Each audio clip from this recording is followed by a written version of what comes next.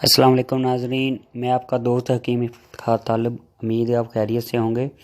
آج آپ کو میں بتاؤں گا کہ تازہ مچھلی کی کیا پہچان ہوتی ہے اور اس کو کیسے پہچانا جائے گا کہ یہ مچھلی تازہ ہے، فریش ہے، کیونکہ ہمارے ہاں اکثر بازاروں میں مچھلی کئی مہینے پرانی بھی آتی ہے۔ اس لیے آپ کو میں اس کی پہچان بتاؤں گا تاکہ آپ کو خریدنے میں آسانی رہے اور آپ اچھی اور تازہ چیز ہی کھائیں۔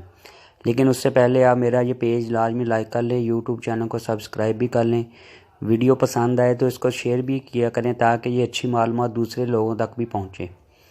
اگر کسی بات کی سمجھ نہیں آ رہی، کوئی مسئلہ ہے آپ کے ساتھ کسی بھی قسم کا، تو آپ دیے گئے نمبر پہ رابطہ بھی کر سکتے ہیں، انشاءاللہ تعالیٰ آپ کی بہترین رہنمائی کی جائے گی۔